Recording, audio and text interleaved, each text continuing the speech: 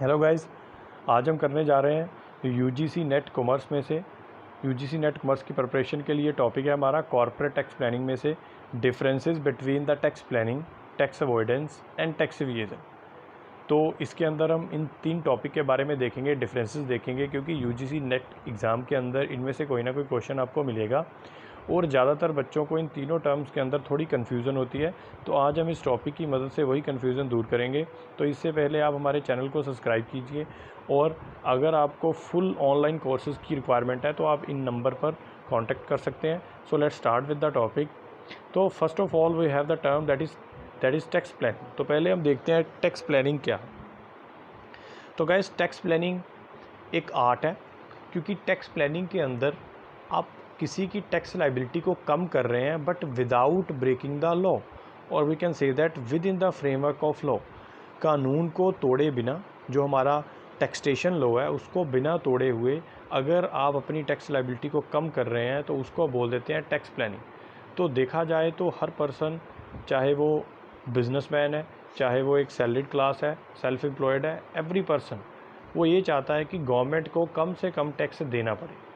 तो इसके लिए सबसे अच्छा मेथड यही है, ईमानदारी भरा मेथड है, फ्रॉड नहीं है इसमें, किसी तरह का लॉ को नहीं तोड़ रहे आप, किसी तरह का कोई क्राइम नहीं है, कोई पनिशमेंट नहीं मिलेगी। तो वो साफ़ सुथरा मेथड होगा आपके पास टैक्स प्लानिंग। क्योंकि इसके अंदर आपने क्या करना होगा कि गवर्नमेंट के द्वारा जो इस टैक्सेशन लॉ के अंदर कुछ एग्जम्पशंस और डिडक्शंस दी जाती हैं गवर्नमेंट के द्वारा, ये जानबूझ के दी जाती हैं, डेलिबरेटली। क्यों दी जाती हैं गवर्नमेंट के द्वारा?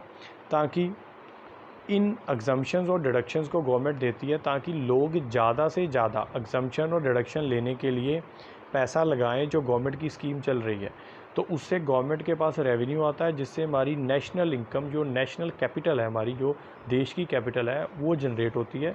तो कैपिटल जितनी ज़्यादा होगी उतनी ज़्यादा देश को फ़ायदा देगी, डेवलपमेंट होगी, इंफ्रास्ट्रक्चर क्रिएट होगा। So that's why tax planning is a legal with in the framework law of law as well as the honest activity without breaking any provision of the taxation law।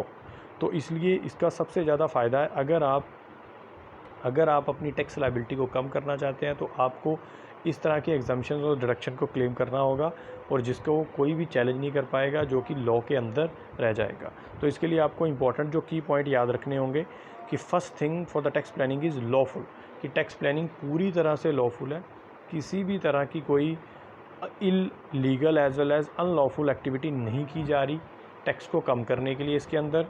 As well as this one is a honest activity और honest method, एक बिल्कुल ईमानदारी वाला method है tax को कम करने के लिए।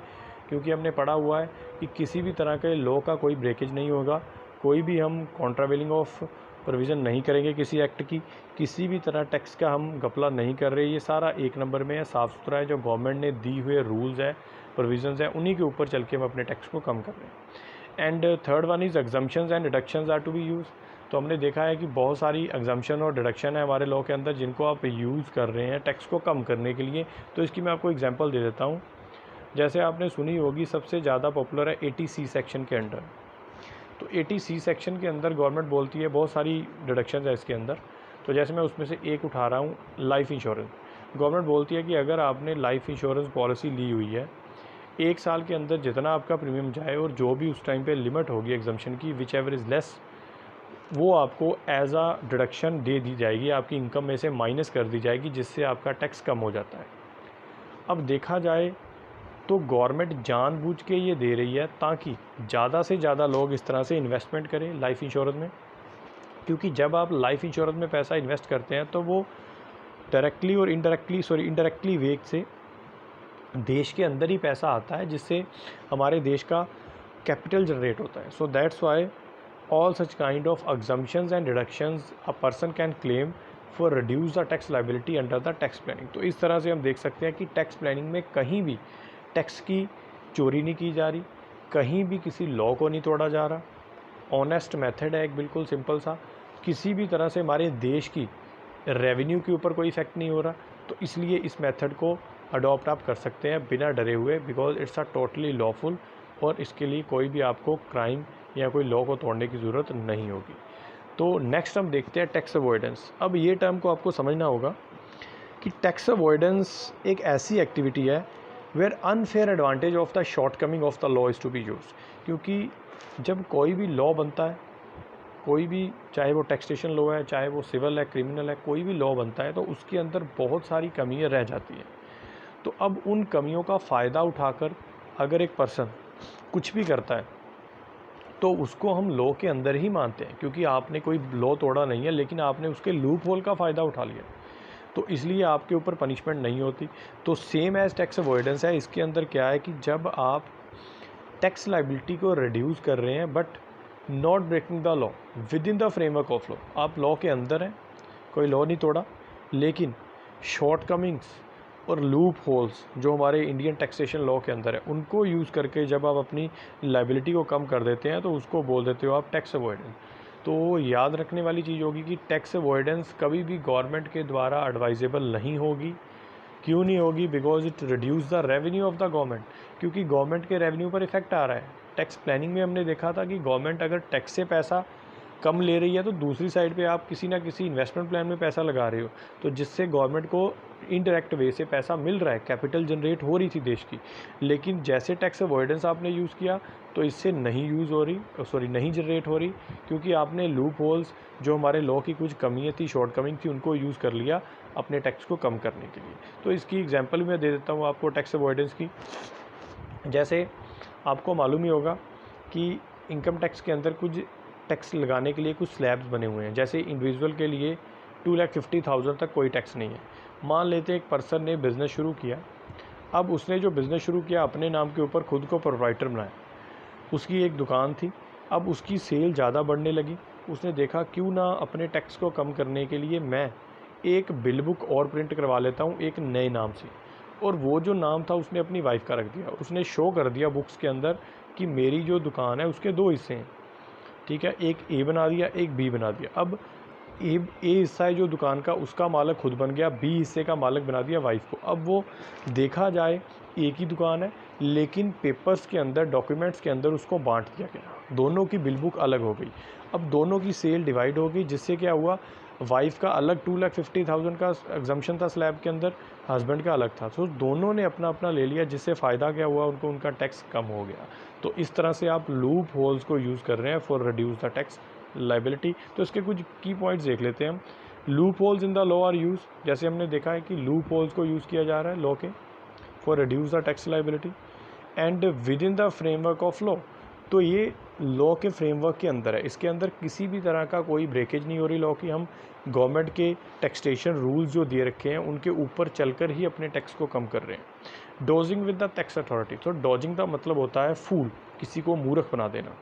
तो इसमें हम जो टैक्स अथॉरिटी है उनको एक तरह का मूर्ख बना रहे हैं अपनी टैक्स लाइबिलिटी को कम करने के लिए। Effect on the government revenue last one, तो जैसे कि हमने टैक्स प्लानिंग में देखा, अगर गवर्नमेंट का टैक्स से रेवेन्यू कम हो रहा था, दूसरी साइड पे इन्वेस्टमेंट स्कीम्स में इन्वेस्ट करने से गवर्नमेंट का रेवेन्यू बढ़ रहा है, तो इट मीन्स उसमें गवर्नमेंट के रेवेन्यू के ऊपर कोई इफेक्ट नहीं है, वो आ रहा है।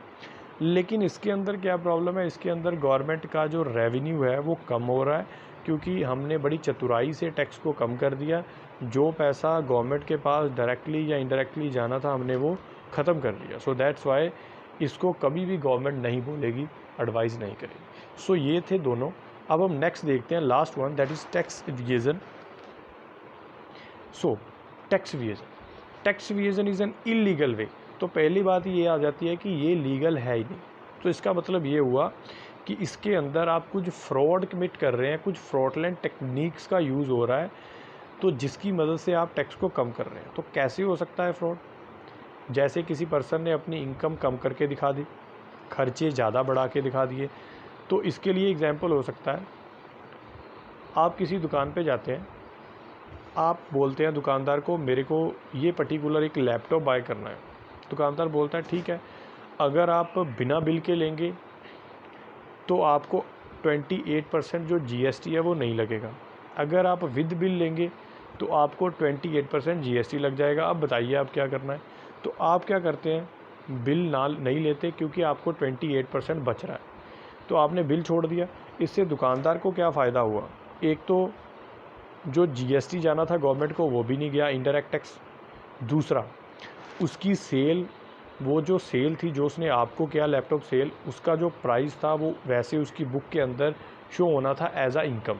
लेकिन अब वो सारे का सारा इनकम हाइड हो गया क्योंकि उसने गवर्नमेंट को वो दिखाया ही नहीं, क्योंकि उसने बिल नहीं दिया आपको।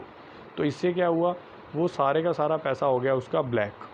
आपको क्या नुकसान हुआ, जो लैपटॉप मिला वो ब्लैक हो गया, उसका आपके पास कोई प्रूफ नहीं है।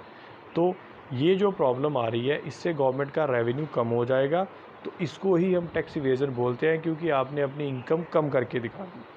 हाँ, और दूसरा मेथड हो सकता है चोरी करने के लिए कि आप अपने खर्चों को ज़्यादा शो कर दो। जैसे कुछ फर्म क्या करती हैं, वेजेस दी जाती है वर्कर्स को जो कि डेली बेसिस के ऊपर या वीकली बेसिस के ऊपर किसी फैक्ट्री में, किसी इंडस्ट्री में लेबर कर रहे हैं, तो उनको कैश के अंदर दी जाती है। अब क्या करते हैं, वो दिया जा रहा है मान लो किसी को 5,000 एक महीने का, वो शो कर देते हैं वहाँ पर 10,000 और एम्प्लॉय से साइन करवा लेते हैं उस वाउचर के ऊपर। तो अब प्रॉब्लम ये हो रही है कि 5,000 का खर्चा पर एम्प्लॉय ज़्यादा बैठ रहा है, तो जिससे उसका टोटल एक्सपेंडिचर अप हो जाएगा, तो उससे भी क्या हो रहा है कि टैक्स लायबिलिटी कम हो रही है। सो ये सारे मेथड्स यूज़ किए जा रहे हैं for the evasion of tax. So all these are illegal practices. ये सारा कुछ गलत है, इसमें किसी भी तरह की कोई ईमानदारी नहीं है, ये फ्रॉड है, डिसऑनेस्ट है, और इसकी लॉ के अंदर एक पनिशमेंट भी रखी गई है और इसको हम क्राइम बोल देते हैं। This one is a crime. So ये तीनों के अंदर डिफरेंस है। तो आप बड़े ध्यान से अब देखिए ज़रा कि जब हमने प्लानिंग पढ़ा, उसके अंदर गवर्नमेंट के रेवेन्यू के ऊपर कोई इफेक्ट नहीं आ रहा था क्योंकि गवर्नमेंट को रेवेन्यू पहुंच रहा था। सेकंड वाले में हमने देखा कि नो डाउट वो लॉ के अंदर है, लॉ की ब्रेकेज नहीं हो रही, लेकिन गवर्नमेंट का रेवेन्यू जा रहा है। थर्ड वन हमने देखा, उसमें भी गवर्नमेंट का रेवेन्यू जा रहा है। हाँ, इसके अंदर आप सीधा सीधा चोरी कर रहे हैं, कोई लूप होल नहीं है, आपने सीधा ही चोरी कर ली, तो बिल्कुल बेशर्म बन गए हम थर्ड मेथड के अंदर, टैक्स इवेजन के अंदर। तो इसके की पॉइंट देख लेते हैं। First one is this one is a illegal method. तो इसमें किसी भी तरह से हम गवर्नमेंट की जो भी प्रोविज़न बनी हुई है, रूल्स बने हैं, गवर्नमेंट का कोई डर नहीं है हमको, टोटली हम क्राइम करते जा रहे हैं। It's a criminal activity, crime है ये, इसके लिए पनिशमेंट भी है। Effect on the national income, naturally है, इससे हमारी जो देश की नेशनल इनकम है, कैपिटल जनरेशन है, वो रुक जाएगी, ग्रोथ कम होगी। क्योंकि अगर लोग किसी देश का अगर टैक्सेबल जो टैक्स दे रहा है पर्सन असेसी है वो ईमानदार है, तो उस देश की डेवलपमेंट ज़्यादा होगी। एग्जांपल आप ले सकते हैं USA, America. And effect on the generation of black money. तो ब्लैक मनी का मतलब ये होता है money which is not in circulation, जो पैसा सर्कुलेशन में नहीं है। तो नेचुरली है, अगर आप गवर्नमेंट को अपनी जितनी इनकम ब्लैक कर लेंगे, जितनी इनकम आप गवर्नमेंट को नहीं दिखाएंगे अपनी बुक्स के अंदर, तो वो सारी की सारी ब्लैक हो जाएगी। तो इसलिए इससे ब्लैक मनी जनरेट होती है।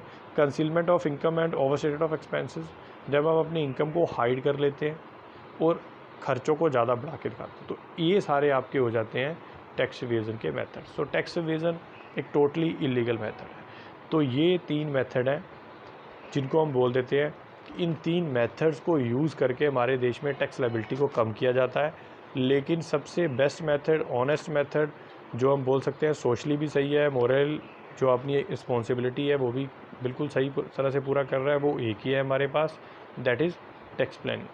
तो जो विद इन फ्रेमवर्क लॉ है वो 2 है हमारे पास, एक टैक्स प्लानिंग है, दूसरा टैक्स अवॉइडेंस है, जो हमने ऑलरेडी देख लिया है। तो इस तरह से ये सारे हमारे पास मेथड थे। तो अगर आप फुल ऑनलाइन कोर्सेज लेना चाहते हो तो इन नंबर पे आप संपर्क करें और हमारे चैनल को सब्सक्राइब जरूर करें। थैंक यू, धन्यवाद।